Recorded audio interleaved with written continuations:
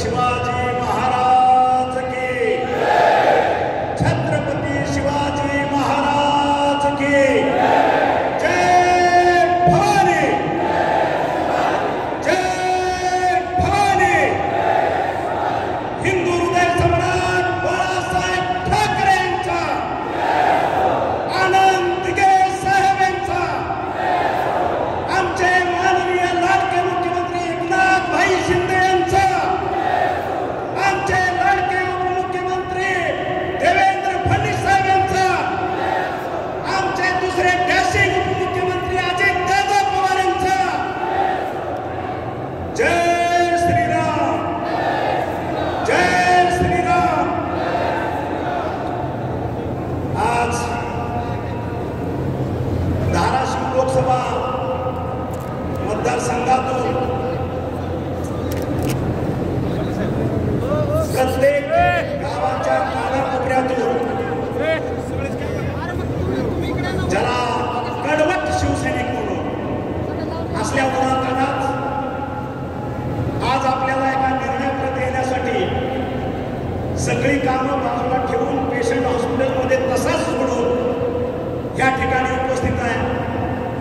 या ठिकाणी व्यासपीठावर उपस्थित असलेले आमचे मार्गदर्शक माजी खासदार रवींद्र गायकवाड सर, आमचे आमदार साहेब ज्ञानराज चौगुले साहेब, त्याच्यानंतर धाराशिव जिल्ह्यातील शिवसेनेचे तमाम पदाधिकारी, वैयक्तिक नावं घेत नाही कुणाचे, आमचे जिल्हा प्रमुख, समन्वयक, उपतालुका प्रमुख, तालुका प्रमुख, संघटक, आमची महिला आघाडी, जिल्हा प्रमुख, त्यांच्या सर्व तालुका प्रमुख, त्यांच्या वेगवेगळ्या आघाड्या, आणि या सगळ्यापेक्षा आपल्या सगळ्या पदाधिकाऱ्यांना गावागावात, खेड्याखेड्यात बळ देणारा, ताकद देणारा हा समोर बसलेला माझा कडवट शिवसैनिक, यांना माझा मानाचा नमन। खरं तर 26 जानेवारी 2024 पासून आपले जिल्हा प्रमुख आणि धनंजय सावंत यांनी आपल्या निवडणूक कार्यालयाचं उद्घाटन आपण सगळे भारतात पहिल्यांदा कार्यालय जर कुठं सुरू झालं असेल ह्या निवडणुकीचं 2024 लोकसभेचं, तर ते धाराशिवमध्ये सुरू झालं। त्याचं नारळ आपण फोडलं आणि त्याचं एकच कारण होतं की पारंपरिक पद्धतीनं आपल्या सरांनी आता सांगितलं की अतिशय प्रतिकूल परिस्थितीमध्ये 2-2, 3-3 मंत्री, 2-2, 3-3 मुख्यमंत्री, या 2-3 जिल्ह्यातले सगळे दिग्गज पदाधिकारी, मी असं म्हणेन काँग्रेस राष्ट्रवादीचे सरदार सरांच्या विरोधात एकवटले असताना गल्लोगल्लीत शिवाजी महाराजांचा गणविकावा करणारा माझा शिवसैनिक त्या ठिकाणी ताकमानेनं उभा राहिला आणि ती खिंड लढवली। जय पराजय याला मी मानत नाही, तो होत असतो, येत असतो, जात असतो। तेवढ्या असल्या पराजयानं किंवा कुठल्या जयानं उन्माद होणाराही माझा शिवसैनिक नाही आणि पराजयानं खचणाराही माझा शिवसैनिक नाही, म्हणून हा शिवसैनिक आहे। याचं वर्णनच करता येणार नाही, याची दिशाही कुणाला कळणार नाही, आणि म्हणून हा धाराशिव जिल्हा अख्ख्या महाराष्ट्रात कडवट शिवसैनिक म्हणून ओळखला जातो। त्याचं कारण ते हा कुणापुढेही वागणार नाही, कुणापुढेही नतमस्तक होणार नाही, स्वतःच्या स्वाभिमानानं घरात आपल्या मडक्यातलं तांब्यावर पाणी पिऊन झोपेल, पण कुणापुढे झुकणार नाही, ही या शिवसैनिकाची जात आहे। म्हणून हा शिवसैनिक, आणि म्हणून यापुढं आपण ज्यावेळेस फॉर्म भरायला आलो त्यावेळेसही सर तुम्ही होता, तुमचे आमदार साहेब होते, माझ्या शिवसैनिकांची खंत मी बोलून जातो। याचा अर्थ आम्ही महायुतीतनं काहीतरी वेगळा विचार मानतोय किंवा महायुतीच्या बाजूने काहीतरी वेगळ्या पद्धतीने आम्ही चाललोय असं अजिबात नाही, पण माझ्या शिवसैनिकांचा दुःख, माझ्या गल्लीबोळातला शिवसैनिक, खेड्यातला शिवसैनिक, माझ्या बांधावरचा शिवसैनिक, याचं दुःख काय, त्याची व्यथा काय, हे सर्व नेते मंडळीला करणं गरजेचं होतं आणि ते तुमच्या माध्यमातून मी ते काम केलं। कारण इतिहास आहे आपल्या जिल्ह्यात आणि त्याच्यामुळं ते कुठं नेत्याला थोडी अडचणी असतात बोलण्यासाठी. आपण कार्यकर्ते आहोत. हे मंत्रीपद वगैरे वगैरे हे मी मानणाऱ्यापैकी फारसा नाही. मला काय त्याची गरज नाही. हा ताम्रपट नाही. शिवसैनिक हे जे पद आहे त्या पदासारखं दुसरं मोठं कुठलंही पद नाही. हे बाळासाहेबांची शिकवण आहे.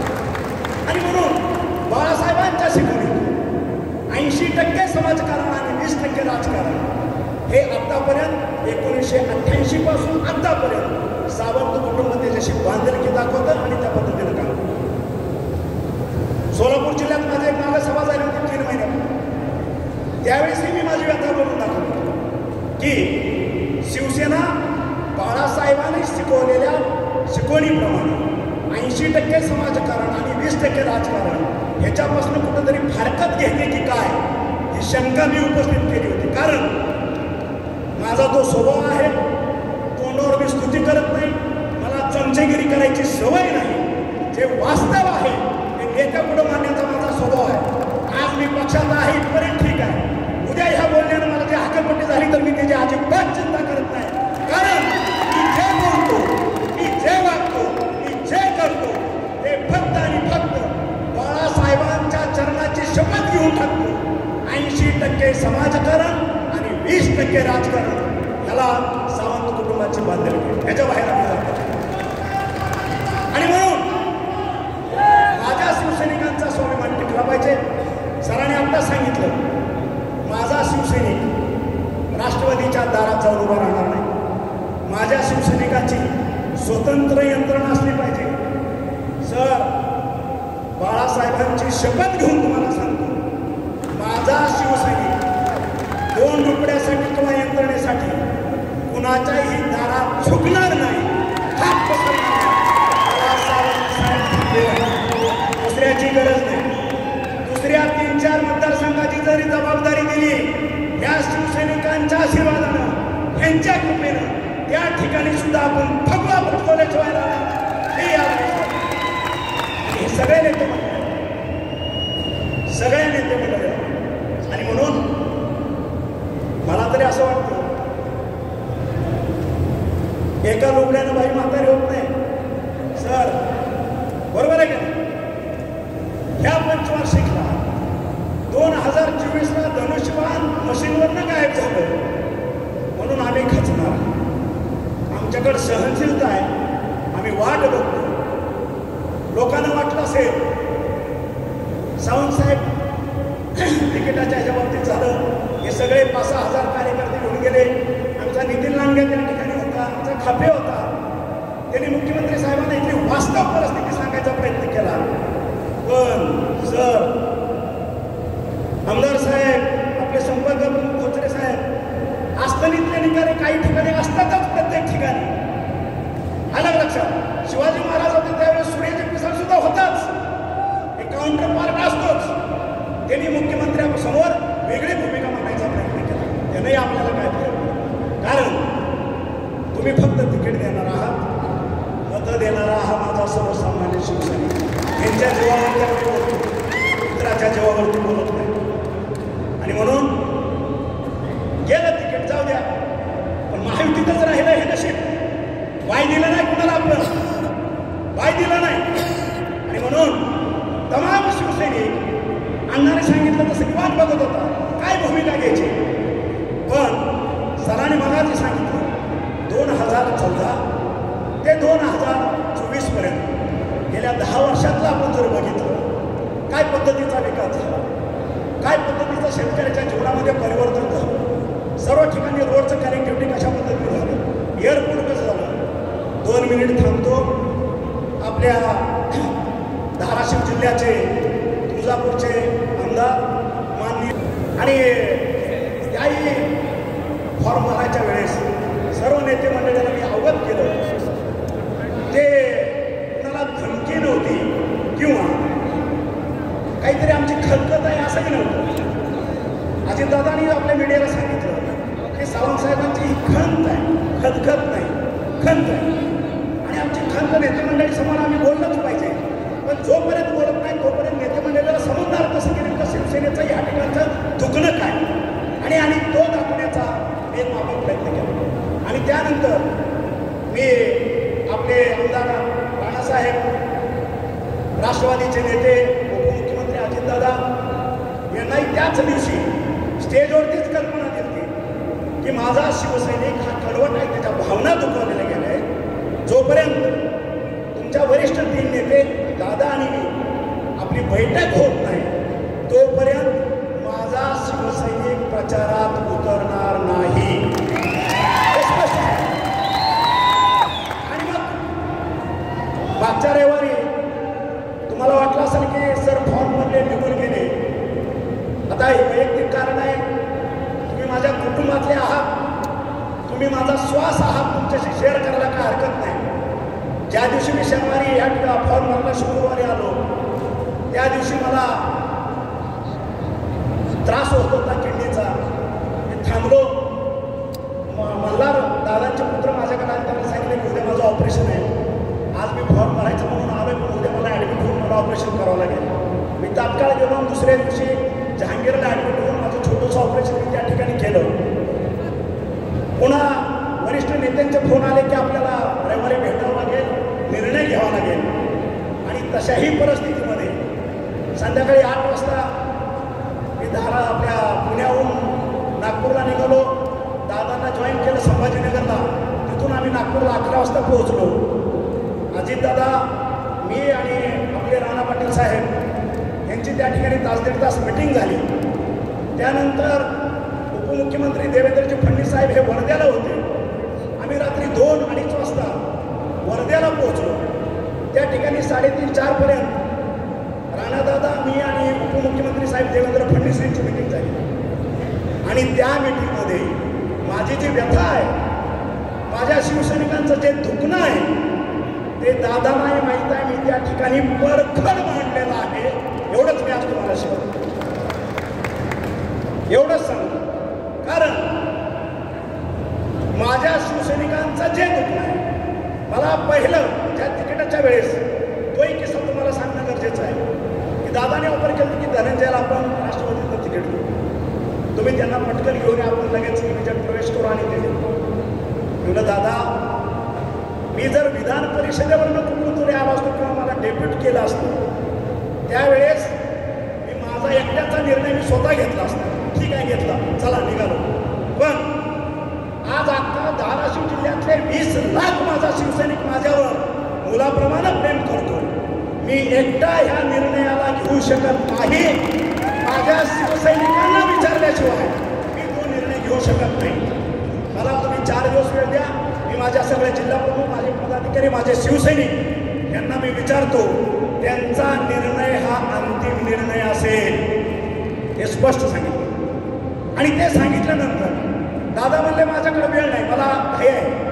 मी म्हणलं दादा, तुम्हाला घाई असेल, मला आपलं तिकीट नको आहे, तुम्हाला ज्याला द्यायचं आहे त्याला देऊन टाका. कारण मी माझ्या फॅमिलीला, माझं कुटुंब, माझे शिवसैनिक यांना विचारल्याशिवाय मी एक पाऊलही पुढे टाकू शकत. आणि ते झाल्यानंतर दादाने सांगितलं की ठीक आहे, आपण काहीतरी मार्ग काढू. आणि त्यांनी आपल्या अर्चनाताई पाटील यांना ते तिकीट घोषित केलं. आणि मेन व्हाईल आपले सगळे हे पदाधिकारी आज जे बसलेले आहेत ह्यांच्या साक्षीनं सांगतो, ह्यांनी मला स्पष्ट सांगितलं, साहेब आपल्याला घड्याळाच्या तिकिटावरती वैयक्तिक आपल्या घरातला माणूस नको आहे. आणि त्यांचा तो आदेश, माझ्या शिवसैनिकाचा आदेश मी तो पाळला. आणि दादांना विनम्रपणे सांगितलं, दादा आपण तिकीट कोणालाही द्या, त्या ठिकाणी माझी अख्खी कडवट शिवसैनिकांची टीम घेऊन आपण हा विजय साजरा करू, तिथं कुठेही अडचण येऊ नये. आणि त्याच्यानंतर दादानी अर्चनाताईंना बोलून घेतलं, त्यांचा पक्षप्रवेश झाला. त्यावेळेस आपले आमदार साहेब आपल्या पक्षाच्या वतीनं ज्ञानराज चौगुले साहेब त्या ठिकाणी होते. ते झालं आणि त्याच्यानंतर आज हा प्रवास आपला सुरू झाला. आणि ह्या मधल्या कालखंडात जोपर्यंत आपला मेळावा होत नाही, आपली प्रचाराची दिशा ठरत नाही, तोपर्यंत काळूबळूनी वेगळा प्रचार सुरू केला. काय सुरू केला? आता साहेब नाराज झाले, आता ते आमच्या बरोबर आहे, आता तुम्ही बघा आम्ही काय करतो. अरे बाबा, आता परत मला बोलायला भाग पाडताय तुम्ही सगळेजण. असलं खोटं करून खोटं नाटक करून पहिलं रवी सरांचं तिकीट कट झालं की तुमच्या डोळ्यात पाणी आणण्यानं तुमच्या हराड्यानं ठीक आहे त्याला कारणीभूत 60% मी असं 40% उद्धव ठाकरे होते ही वस्तुस्थिती आहे बरोबर आहे कालच्या वेळेस सुद्धा तुम्ही भाऊंना विचारा मुख्यमंत्री साहेबांना सेनेला तिकीट द्यायचं असेल सावंताच्या घरात नसेल मान्य आहे कुणालाही द्या धनुष्यबाणाला द्या सरांना द्या कुणालाही द्या साधा शिवसैनिक द्या निवडून आणण्याची जबाबदारी तानाची सांगतो कुणालाही झालं तोही विषय मागं पडला आणि मग ह्या काळूबाऊला राक्षसी वृत्तीला ज्याला फक्त नरकाश्रू ढाळण्याचीच सवय आहे आलं का लक्षात मग त्यांनी काळीबाज सुरूपणा केला ह्या शाखा प्रमुखाला फोन कर त्या तालुका प्रमुखाला फोन कर आणि सांगायचं की नाही साहेब आता आमच्या बाजूलाच आहे साहेब आता बघा आपण सगळे तुम्हाला आदेश येईल आपल्या बाजूनेच काम करायचं आहे आणि म्हणून आज माझ्या तमाम शिवसैनिकांच्या माध्यमातून मी विचारू शकतो हे माझ्यापेक्षा मार्गदर्शक सिनियर मंडळी आज व्यासपीठावर आहे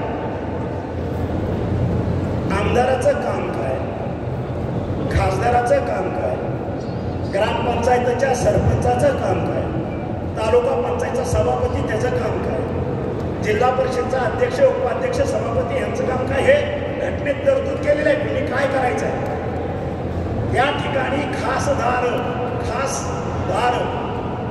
देशाच्या मुख्य खासदारातून तो प्रवेश करतो संपूर्ण देशाच्या प्रश्नावरती बोलायचा त्याला अधिकार प्राप्त मला वाटतं केंद्रामध्ये सगळ्यात छोटी योजना बघितलं तर 100 कोटीच्या खाली कुठलीही नसते 100 कोटी त्याला वरचा लिमिटच नाही 5,000 कोटी 10,000 कोटी 50,000 कोटी 1,00,000 कोटी त्याला लिमिट नाही हे आमदाराचे कामं ठरलेले आहेत आपल्या मतदारसंघापुरतं राज्याच्या हितापुरतं तो बोलू शकतो काम करू शकतो असं नाही की तो माझ्या ह्या मतदारसंघात नाही म्हणून विधानसभेत तो ह्याच मतदारसंघावरती प्रश्न विचारू शकतो राज्याच्या कुठल्याही कानाकोपऱ्यात चांद्यापासून बांधापर्यंत काय झालं तर त्या आमदाराला आपला आवाज सभागृहात उठवण्याचा अधिकार आहे त्याला कोणीही रोखू शकत नाही ही वस्तुस्थिती आणि मग गेल्या 8 दिवसातलं 10 दिवसातलं मी भाषणं ऐकली काळूबाळूंची समोर आणि मला दुसरी नौटंकी मला आठवत असेल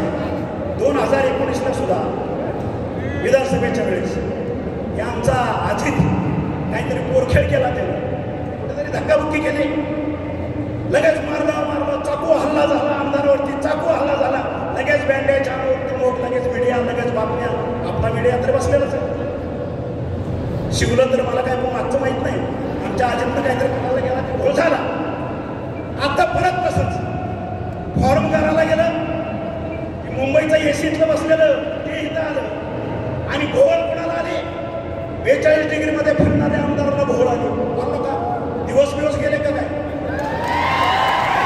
चक्कर कशाला आली चक्कर याचं काय कारण आहे आम्ही 60-60 वर्षाचे 42-45 डिग्रीमध्ये आज माझ्या हातात बेडगं द्या फावडं द्या खोरं द्या मी काम करून दाखवतो उसाल ताकद आहे माझं मला नाही चक्कर येणार तुम्ही पाणी मी मागणार नाही असं हिंमत ये माझ्या बरोबर शेतात काम करायला धर माझ्या बरोबर नांगोर काय का तुझी हिंमत बघू नुसता फॉर्म भरायला ह्याला चक्कर आली खाली मध्ये माझी खासदार काळूतला बाळू लगेच बघायला गेला हॉस्पिटलमध्ये बरे का रे तब्येत तुझी लगेच मीडिया लगेच बातमी हे काय पद्धत आहे म्हणजे ड्रामा करायची पद्धत आता तमाम धाराशिव जिल्ह्यातला मतदार ह्या काळूबाळूच्या ड्रामागिरीला फसणार नाही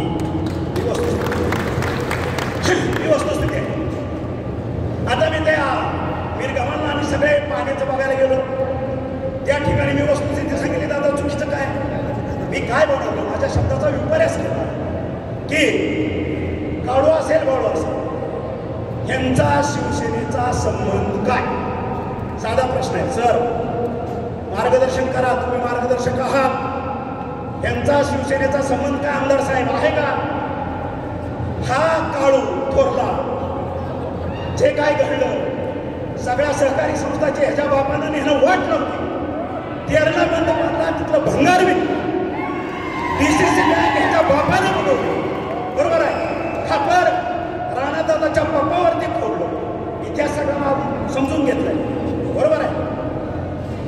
बाळू होता. बाळूचा मी बाप काही दिवस चेअरमन होतात नाही तेरणेचा नव्हता का? मग तुम्ही काय दिवे लावले ह्या सगळ्याचा? आज आम्ही ह्या तेरणीमध्ये जसं ह्या सगळ्यांच्या माध्यमातून नेत्यांच्या मंडळीतून हा कारखाना भरवण्यातला मिळाला. आज व्हिजिट केली. केबल कॉपर लोखंड भांगार सगळं कापून गेलं होतं. काही शिल्लक नाही त्या ठिकाणी. पूर्ण वाटोळ केलं. ही भंगार विकणाराची अवलाद बरोबर आहे. आणि हे त्यांचं काम काय? फोन बोला काय झालं तुझं? एसटीत बसा जागा नाही सांगतो म्हणलं. हे काय हे आमदार खासदाराचं काम? एसटीत बसायला जागा? तुझी गाडी पंक्चर झाली मी माणूस पाठवून देतो. तुझी गाईला इंजेक्शन द्यायचं आहे मी डॉक्टरला पाठवून देतो. मग ते जिल्हा परिषद तालुका पंचायतच्या सदस्याचं काम आहे. तुझं काम तुला कळतं का? तुला खासदार म्हणून आम्ही निवडून दिले. 18 लाख जनतेचा प्रतिनिधी लोकसभेत बसवण्यासाठी आम्ही जीवाचं रान केलं. या सावंत सरानं या शेतकऱ्यांच्या कष्टाचे साखर गोडाऊन होती. 60 लाख क्विंटल विकलेला का भरव्यात तुझ्यासाठी. आणि त्याच्यातनं तुला निवडून आणला. आणि मग मी जे बोलतो तू पहिलं काँग्रेसच्या लोकांना तुझा राजकीय बाप केला. नंतर उद्धव ठाकरेचा तुझा काही संबंध नव्हता. सेनेचा काही संबंध नव्हता. त्याच्यानंतर काही मंडळीला 14 ते 19 पर्यंत पकडला. त्याच्यानंतर शिवसेनेचा राजकीय बाप तुला तानाजी सावंत दिसला. सरळ आहे भोळा आहे तुला बघू.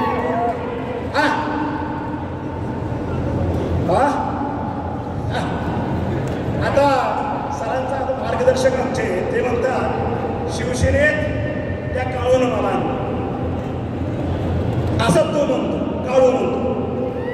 कदाचित त्याला हिस्ट्री माहीत नाही. सरांना माहीत नाही. आमच्या ज्ञानराजला माहीत आहे. सावंत फॅमिली बाळासाहेब ठाकरेंच्या आशीर्वादाने 1988 कोण फळ कडूच माझ्या घरात आहे.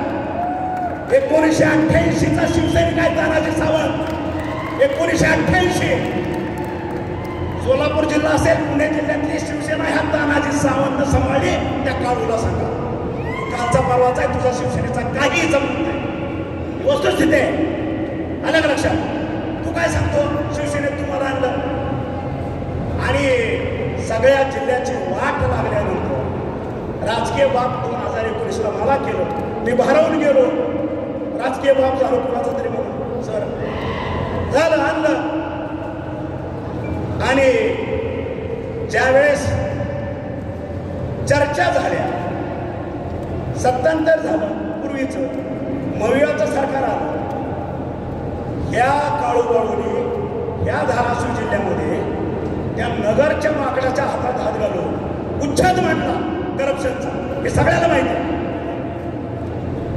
प्रत्येक वेळेस त्यांना मी बोलून घेतो बाबांनो करप्शन करायचं नाही. भ्रष्टाचार कशासाठी? तुम्हाला तुमच्या खिशातला चहा सुद्धा तुम्ही इलेक्शनला पिलेला नाही. तुम्ही कशासाठी हे करताय? त्यांची वाक्य त्यांच्या शब्दात सांगतो मार्गदर्शक साहेब. सत्ता कधी येते कधी जाते कळत नाही. आता चान्स आहे मग आम्ही पैसे खायचं नाही तर काय शेत खायचं का? हे त्यांचे वाक्य ऐका. त्यांच्याच वाक्यातला अंबाबाईला स्मरून बोलतोय तानाजी सावंत. एकही शब्द खोटा कानामात्रा सुद्धा बदलत नाही. पैसे खायचं नाही तर काय शेण खायचं. अरे मला अधिकाऱ्यांना जर तुम्ही त्रास दिला त्या अधिकारी जनतेच्याच खिशातले पैसे काढणार आहेत ना? ही कुठली पद्धत आहे? आणि अशा पद्धतीनं ज्यांनी राजकीय बाप मांडला जनतेच्या हितासाठी आम्ही सरकार बदललो. त्यांना वाटलं आता पुन्हा आपल्याला काहीतरी अपॉर्च्युनिटी मिळेल आणि म्हणून ते थांबले. आणि माझ्या माहितीप्रमाणे परवा फॉर्म भरायचे वगैरे काहीतरी काळात अजून कुणाला तरी एक राजकीय बाप परवाच्या फॉर्म भरला नाही म्हणून त्याचंही मी फोनवरून अभिनंदन केलं त्या राजकीय बापाचं. बोललं हे बघ मी 2019ला राजकीय बाप होतो. तुला आता मानलाय मला माहिती आहे तू काय करणार नाही.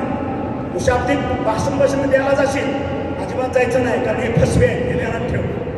मला साहेब तुमच्यापेक्षा 25 वर्ष मी राजकारणात आहे. मी किती नद्याचं पाणी पिलोय हे मला माहित आहे. हे असले लई येऊन गेले ते माझ्याकडे. तुम्ही फसला मी फसणार.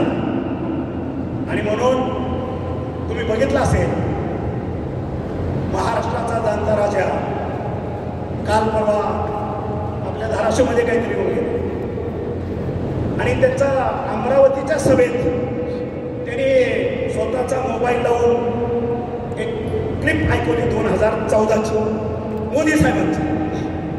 खरं तर अतिशय मोठे नेते आहेत, त्यांना विनम्र अभिवादन करून मी माझं मत व्यक्त करतोय. लोकशाहीच्या माध्यमातून आपलं मत व्यक्त करायचा प्रत्येकाला अधिकार आहे अधिकार, आणि त्या माध्यमातून मी बोलतोय.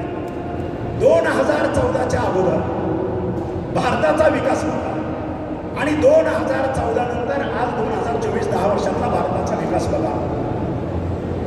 मी तरी म्हणेन हा विकास मुंबई, दिल्ली किंवा उत्तर प्रदेश, लखनौ पर्यंत मर्यादित राहिलेला नाही. आज आपल्या भागात गेलेले हायवे बघतोय, सुरत चेन्नई बघतोय, झालेला गेटचा पुढं संभाजीनगरपर्यंत झालेला हायवे बघतोय, सोलापूरचे हायवे बघतोय, वेगवेगळ्या पद्धतीचे जनरेशन स्टेशन्स बघतोय, शेतकऱ्यांना केलेली मदत आपण बघतोय. शेतकऱ्यांच्या खात्यावरती 6,000 रुपये महिना जात आहेत, गोरगरिबांना डायरेक्ट त्याच्या खात्यामध्ये पैसे जात आहेत. आणि हे सगळं असताना ज्याला माझा मतदार शून्य आहे, मोबाईलवरती आहे, सोशल मीडियावरती आहे, आज जगामध्ये भारताची 2014च्या अगोदर पत काय होती आणि 2014 नंतर आजपर्यंत भारताचा नंबर जगामध्ये कितवा गेला हे प्रत्येकानं बघावं, कोणाच्या सांगण्यावरून बघू नये या मताचा.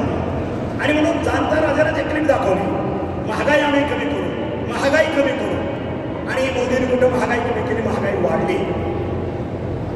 सर्वसामान्य जनताला काही पोरं ठोरं सोडली, पण ज्या काय माझ्या माता भगिनी आणि जे काय शेतात काम करणारे माझे शेतकरी बंधू आहेत त्यांना माहीत नसतं.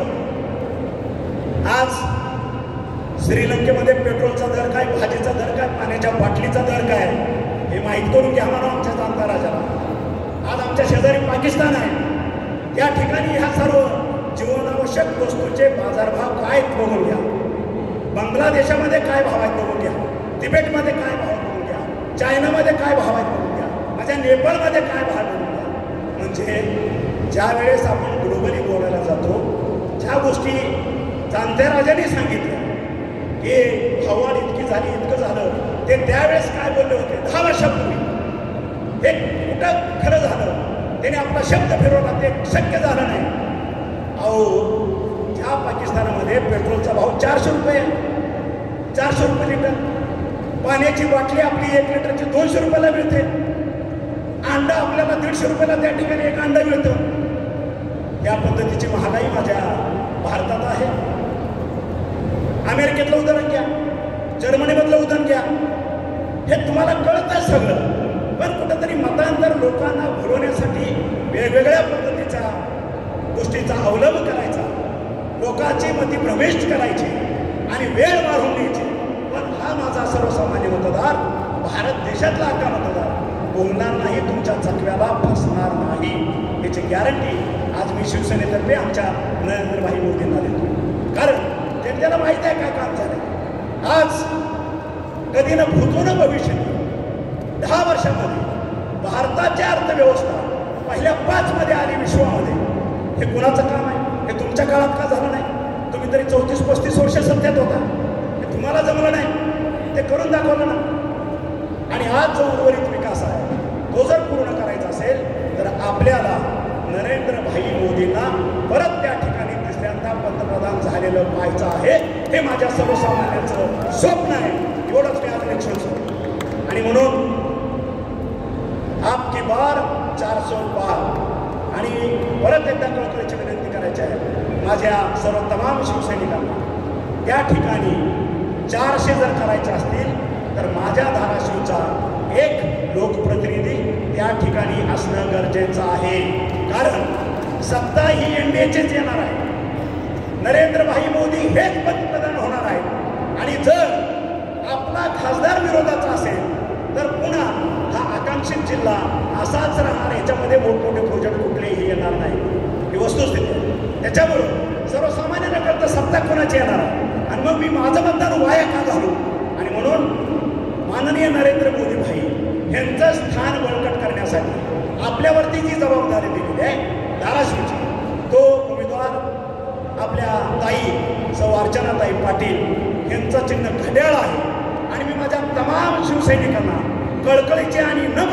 करतो, नम्र आव्हान करतो, आपण जीवाचं रान करून प्रत्येक गावागावात, प्रत्येक शाखेशाखेत या ठिकाणी आपला मतदार जागृत करा, सगळं मतदान गोळा करा आणि येणाऱ्या 7 तारखेला घड्याळाच्या चिन्हापूरचं बटन दाबून आपण या ठिकाणी आपला उमेदवार कमीत कमी 2 लाख मतांना विजयी झाला पाहिजे.